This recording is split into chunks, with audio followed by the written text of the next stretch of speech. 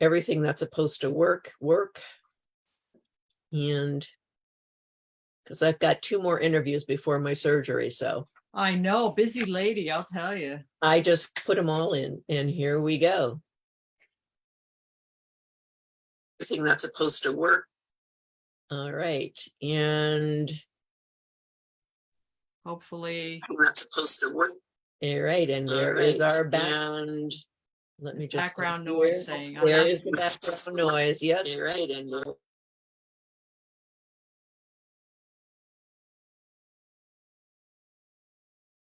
I'll say something so that I don't hear you. Okay. Can you hear me now? So that, but I'm hearing feedback as well. I don't hear you. Okay. Can you hear me now? So that, Okay, yep. but I'm hearing feedback. To, I yep. don't hear you. Okay. So how is that? Can you hear me? Yes, I can hear you. Can you hear me? I can hear you. All right. And Yay. we are live on Facebook, everybody. Welcome, welcome. So excited to be here. And so we are with Lauralee Bliss. I have been so excited for this book. This is our first time together. And please feel free to put in the chat. So I'm trying to do this a little different. It looks like we kind of look a little less right after we speak, I guess. But we are live on Facebook, and I want to try to keep it up there so that we can actually get any chat from anybody. So if you have a question, just want to encourage Lauralee or whatever you want to do, please feel free to do that. And so we are here today, and we are going to be talking about Escape from Amsterdam. What an exciting, exciting book and a topic to read. Thank you so much for being with us. And can you hear me? I can hear you just fine, Joe. You're good. Okay. You sound wonderful. Okay. So do you. Lovely. Oh, you're so sweet. So great to have you with us. So before we talk about the book and you, let me just read a little bit about Lauralee's bio. She is a published author of over 30 romance novels and novellas. That just amazes me. Both historical and contemporary. Your prayer is that readers will come away with both an entertaining story and a lesson that speaks to the heart and soul. When she's not writing, Lauralee is an avid adventurer in the great outdoors, where she has logged over 10,000 miles of hiking and enjoys speaking and writing about her hiking adventures at Blissful Hiking Adventures. So welcome. Oh my goodness. It's great to be here. Hi, everybody. I have looked at your website, and I want to ask people to do that as well. It's www.lauraleebliss.com. And there's so much stuff, great stuff in there. I love the photos and things like that you have done. Yes, that's one nice thing about being an outdoor adventurer. You get to see lots of beautiful areas, and I mean, I like to travel too, so it's all there. And, you know, now that we have the technology of a cell phone, we get even better pictures than we used to. So we do, for sure. So again, connect with Lauralee at lauraleebliss.com, and I'll provide all that information for everybody. But before we discuss your book, why don't you just share a little bit about where you live, you know, what's going on in your life? Sure. Well, I'm in Virginia, so I've actually a transplanted New Yorker. I was born and raised, that is, in New York State in the Catskill Mountains. So I've always had mountains.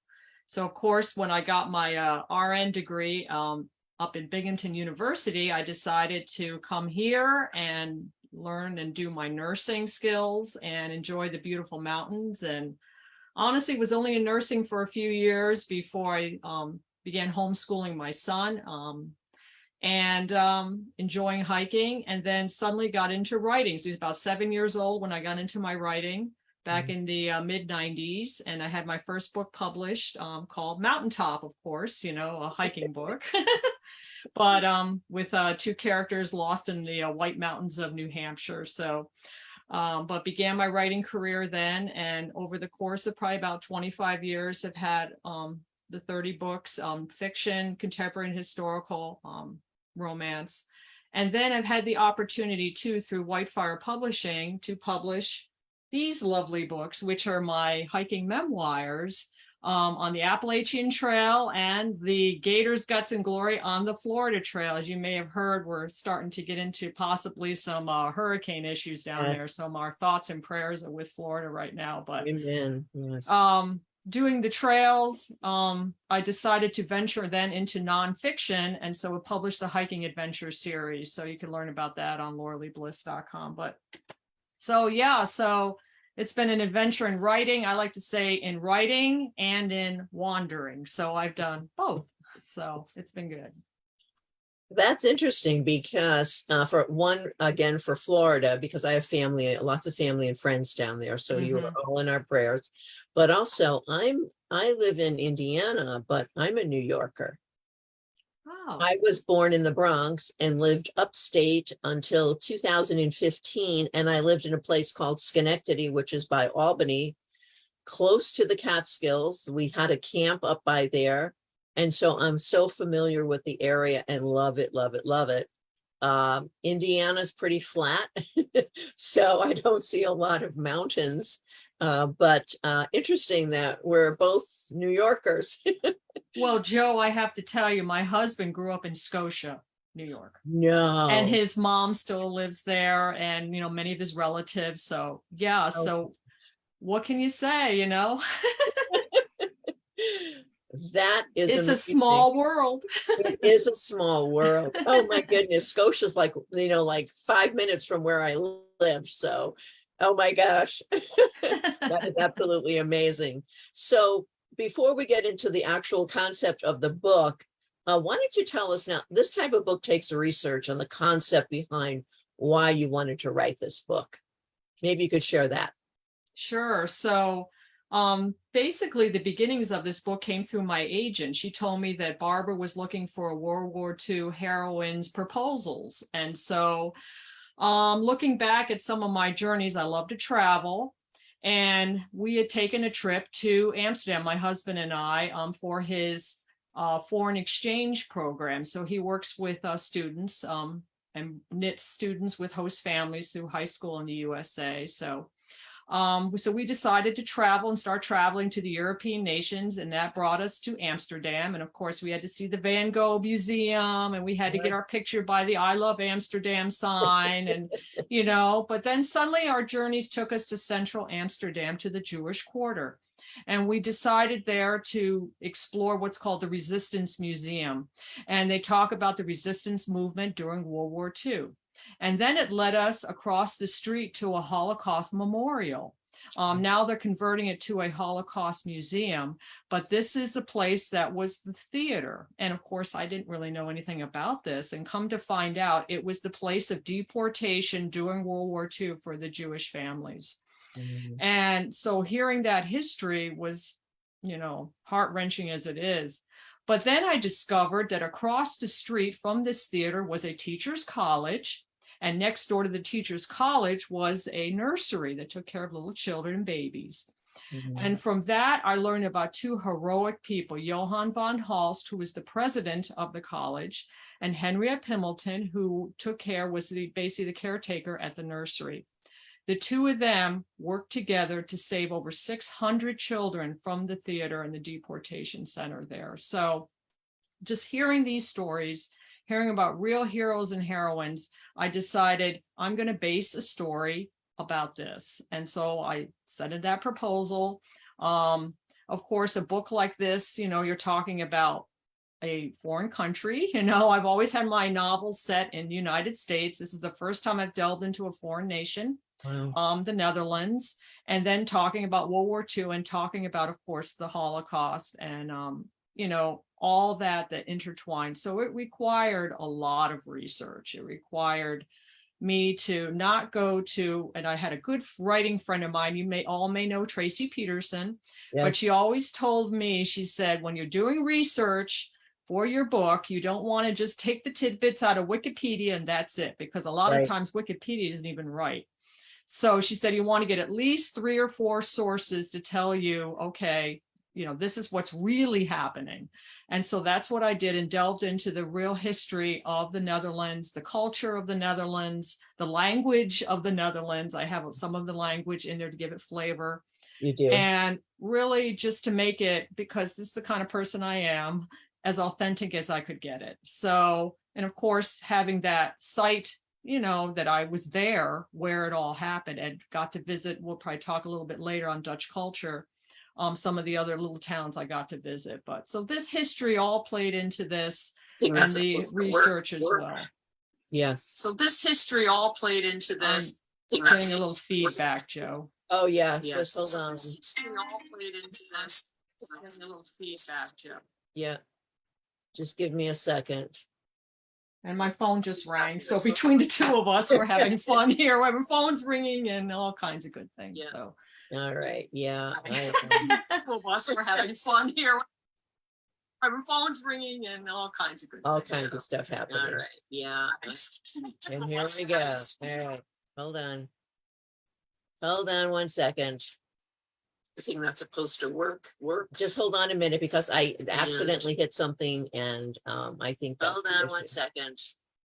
The thing that's supposed to work. Just hold.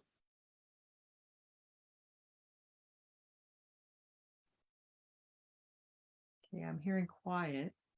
Okay. Can you hear me? I can hear you. Can you hear me, Joe? I can hear you. Okay. Yay! All right. Good. Hey, everybody, we're still here. Yes.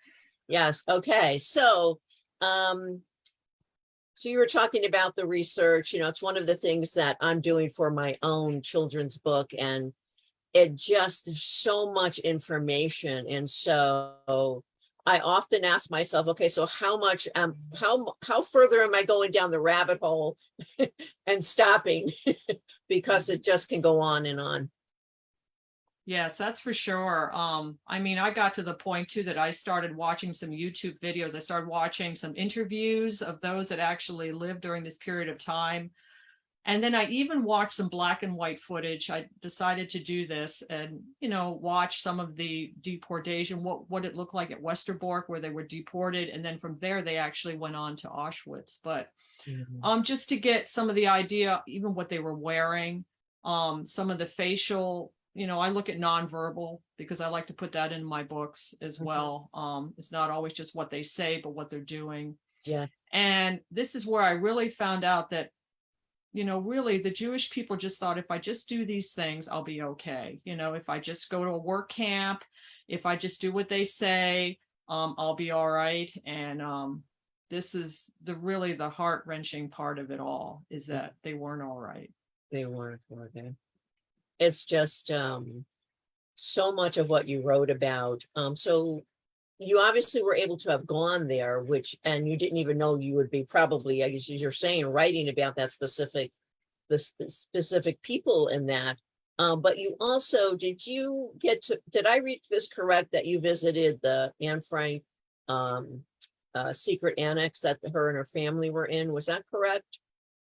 Yes. We were actually part of a tour group then, and part of the tour was to see the Anne Frank museum, and then of course the upstairs room. So the downstairs part, they've kind of put more into technological. They do a lot of audio visual of the history and of the area. But when you go upstairs, you're basically transported into the areas where they lived for those 2 years. So there's still on the wall the markings where Otto Frank, measured his daughters to see how tall they were getting. Yes. There's still clippings on the walls that Anne Frank put, from magazines to kind of spruce up the room.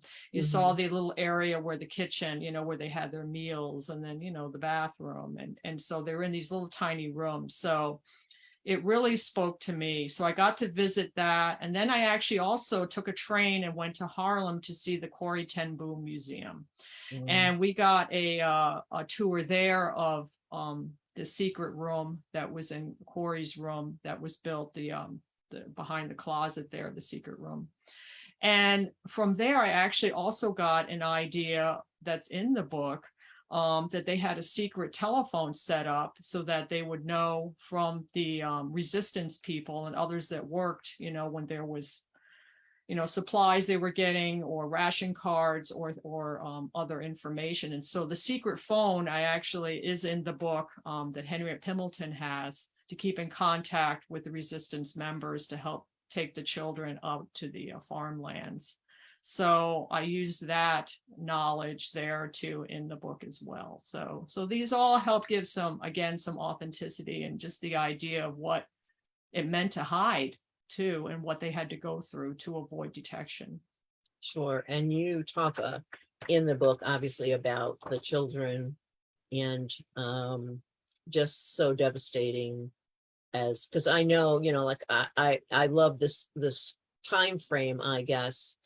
And I've read, how in other countries they were moving children out, like in England, they were moving children out because of the bombing and just so many things like that. Maybe we could take a second, if you could pull that section up in your book, because I think it really puts a clearer picture on, and this is just a little paragraph that she has in the back of her book, but I think that it really gives you an idea of what she's talking about. So maybe just read whatever section you want to read, area there. Okay, so this is an author's note that's in the back of the book, and I'm going to read just the little first part here, but where I actually thank you for journeying through the eyes of Helen and Eric during a devastating time for the Netherlands during World War II. The German occupation in the 1940s was particularly cruel. Because of it, over 35,000 of roughly 140,000 Jews in the Netherlands survived. Even with these horrific statistics, there's good to be found. Helen and Eric's experience and the danger of hiding children memorializes the true stories of those who hid, some living in attics, closets, under the floorboards of a house, or as Anne Frank's family did, in a secret annex for the duration of the war. It commemorates the untold sacrifice of those who rescued and assisted the Jews, risking betrayal, imprisonment, and death. Because of this effort, nearly 70% of those that went into hiding survived. Wow. And let's just talk for a minute about the Netherlands, if I have this right. So the Netherlands were really trying to stay neutral. Is that correct? Just like they did in World War I. They thought the Yes. same thing would happen here. And of course, they shared a boundary with, Germany. Yep. There was never really anything happening that they knew of that would alert them that the Germans would invade, which they did one terrible night. They invaded. Yeah. And actually caused major destruction. Rotterdam was bombed and several other cities were bombed as well. And so they didn't even know if they were going to be okay. And even in Amsterdam, which I share about in the book. So pretty shocking for them to suddenly see their neighbors coming and basically taking over. Yeah. You also mention the United States in your book as well, because as we know, in history, the United States really did not want to get involved in this, did they? No, they, were a little more of the isolationists, and I really think that a lot of people didn't understand what Hitler was doing and what his purposes were. And he was determined to set up a new society. Right. He set up perfect people, and he had already envisioned this. And which is where we get into what had happened with the Jewish people, because he felt Jewish people, handicapped people, yes, challenges, physically or mentally, those were weak and they should be done away with. And so I don't think those in the US really understood, you're an ocean away, right, until it was brought to their doorstep, basically at Pearl Harbor. Then suddenly, it takes sometimes a drastic event like that where there is death and destruction to awaken us. And as it was termed back then, they awakened a sleeping giant. Yes, yes. So maybe you could share a little bit about your main characters. You mentioned their names a little bit earlier. Just kind of share a little bit about them. Well, we have Helen and Eric, and Helen and Eric are like us. These are young people, but, all doing what young people are doing. They're going to college. They're working hard. Eric works in a grocery store that his father helped to basically fund, with a friend. So he does his part. Helen wants to go teach. She loves children, wants to teach them. So she goes to college. So they're doing what I would say, like any other ordinary people would do, until suddenly comes the invasion and annex of their nation. And they're caught up in this, but they're still trying to have some semblance of normalcy, even though you really can't. You're seeing the Germans in the streets. You're seeing some of your friends taken away. They had raids. They had all kinds of issues. They had protests. They had things that happened. And suddenly, through their circumstances, Helen and Eric are starting to realize that maybe they're going to be called to do things they never thought they would do. And eventually that did happen. Yeah. Yeah. So just an incredible story. I love so much, and I encourage you to get a copy of this book. I love how you have just woven in all of history into the story. You've done it really beautifully, and the characters are just so well developed, you can tell. And you also give a recipe. Maybe you could tell us about that. Yeah. It's funny. I'm trying to think now back. It might have been Lori Lowe. We love Lori Lowe's books, but I think she was sharing in a book some really good food, and I love reading about food in books for some. I just do. So this was, Escape from Amsterdam is actually no exception. I wanted to put some food in there. So of course, cookies is a big thing with their Christmas festival. They call it Paxjavan, which is a sharing of packages. They have Sinterklaas, and they have a sharing, not as much of a religious tones like we do as far as nativity and like that in the Dutch culture that I could see, but they still have a good time with getting together with friends and family, and sharing, nice treats.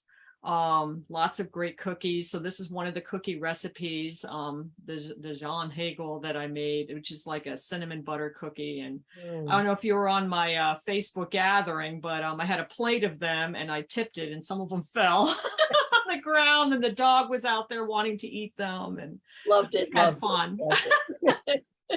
But I talk about some other, wonderful Dutch recipes. There's a Dutch comfort stew I talk about actually on my blog. You can find my blog at lauraleebliss.com. And, where you can make a great stew. And so I do bring food, when the families are together out at the farm, they're sharing some really good meals. And so it's fun. I'd love to ask this question because I know for myself that writing and becoming an author really was not in my plan for my life. I never wrote as a young person. It was just not there. And then God started to speak to me about, writing and doing, something more than what I was doing. So is there any advice you might have for somebody who may say, hey, I have a story, or, how do I begin to think about writing and moving forward? Well, I'll tell you, Joe, it's kind of interesting because back when I was in school, as soon as the teacher said, we're going to do creative writing, I couldn't wait. I couldn't wait to write, as far as reading or skills or anything or comprehension or any of that.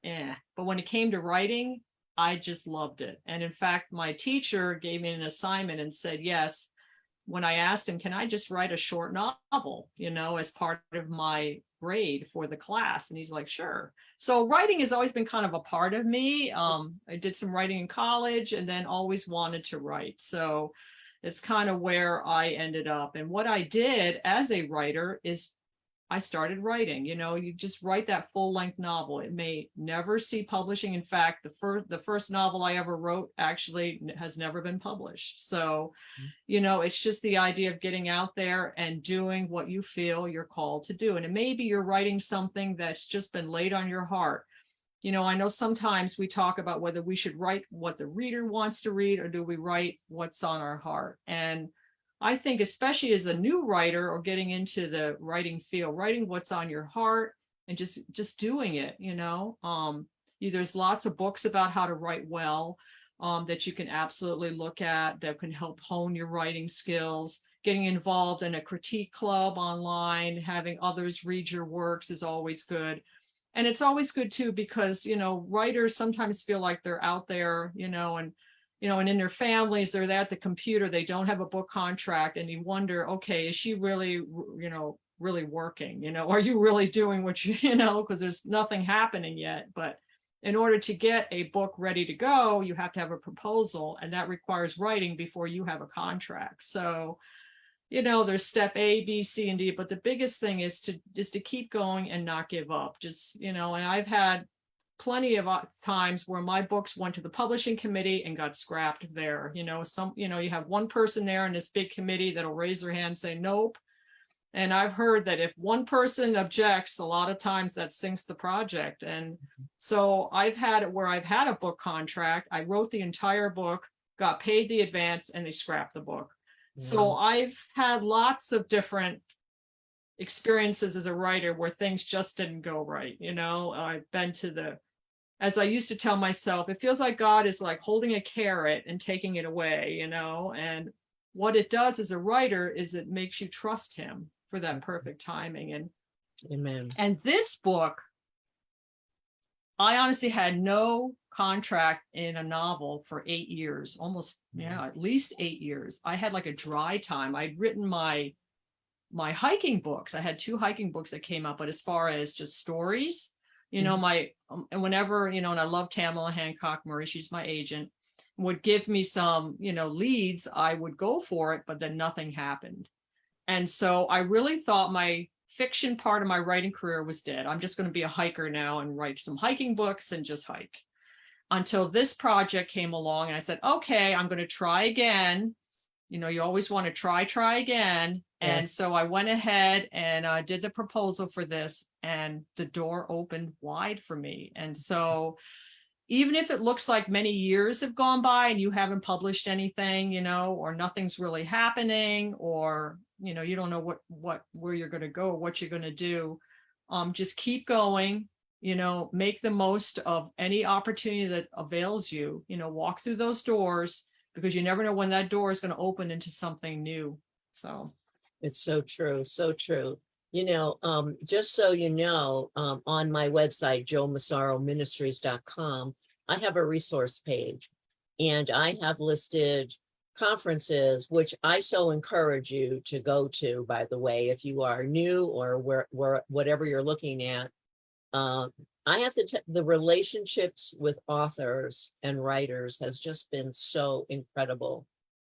I cannot tell you how encouraging people are to each other, how they share resources, how they do whatever they can to help. It has just been so incredible in my life. So there are conferences listed there, books you were talking about.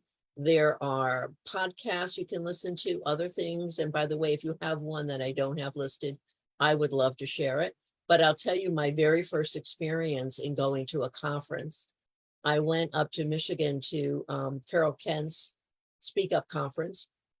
My very first one, didn't know anyone, went by myself. And the people that I met, Carol and Jean Kent, and just the people that were there were so wonderful. And it was a little scary going to my first conference, but I will tell you that it just began to increase in my heart to want to write, to do, to follow what God had called me to do. So I would just encourage everybody to take a look at that as well. And I'm also, you're talking about critique groups. I'm president of the Fort Wayne Word Weavers International group. And I would encourage you to go on Word-Weavers International. And if you're interested, I do a virtual group. You can join an in-person group, just wherever you can find a critique group. I encourage everybody to do that as well. Such a good point that you have made. So what are you working on now? Well, because I've gotten back into writing again, which is so nice too. A lot of the older titles that I've had out, actually, I've had some of them come back to me that I can revise them and re-release. So I've actually begun re-releasing some of my wonderful novellas. So I actually have this book that's coming out. That's Christmas Angels in Virginia. It's a Christmas book, historical. So for those that love history, as far as Virginia history, we have Jamestown, we have Williamsburg, and we also have the Civil War era. So 3 in 1 here in the book. So that's out now actually on Amazon. I'll do an official release of that come October, because the idea of sharing Christmas in September, I mean, I'm even seeing things in the stores already, you know. Oh my, yes. But keep an eye out for that. There'll be an announcement on that as well about the book. So I'm basically beginning what I call kind of my angel series. I have this, I have another book set with the Quakers in Ohio, novella called Angel in the Crossroads. So both those are out. I'll have some more in my angel series across the United States. Actually, it's going to be even out in Utah, you know, there'll be different places. So keep an eye out for that. I'll have another World War II novel coming out in January, Angel of Seneca Rocks. So Seneca Rocks is near me in West Virginia, and they did training there on those rocks before they went to Normandy. Wow. So there's a lot of interesting history having to do with that. So anxious to bring that out as well. So lots in the works now, because God opened the door for this. Look at so that. I love to hike, but now I like to write now too. So see, now he's multiplying. You take one seed and then you get another one, and then, you know, who knows, you know. Who knows? Yes. Is there anything else you want to share before we close? You know, this is a time in our lives that just keep praying and keep pushing into God, you know, no matter what, because there's a lot of things to distract us these days from what he's called us to do. And I find myself being distracted a lot by social media, news things, all this stuff. And you really have to be disciplined in your heart and soul right now to fulfill the call he has in your life. So I think of what Helen and Eric did. They were ordinary people. They were called to do something extraordinary. And I believe God's called you, each one of you, to do something extraordinary too. So keep going, keep pressing in, keep reading his word and praying and loving each other. And I love you guys. And I hope maybe I'll come back again with Joe, because this has been fun. You will. I was thinking the same thing as you were speaking. I'm like, okay, so I want to have you come back and share some of what you're working on again. And let me just say that you can go to joemassaro.ministries.com and check out all what's going on, and lauraleebliss.com. You can go to that as well and check out everything that Lauralee is doing. I just so loved to have you with us. This is a time frame that you wrote about that is very near and dear to my heart, and the Holocaust and all that went on, and to hear about brave individuals who are just really ordinary people, just like you and me and everybody who's listening, that, you know what, they had a call to make a difference. And I'm just so grateful that you wrote this, and I look forward to seeing you again. Thank you so much for being with us. I would ask that you would subscribe to the channel. And if you would like to join us for our book club, because this is Yahweh Sisterhood Book Club, you can go to Yahweh Sisterhood Book Club FW on Facebook and join us there. And Lauralee, God bless you. Thank you so much. Keep writing. I want to read the Christmas one. Thank you so much for having me, Joe. All right. God bless you. Bye, everybody. Take care.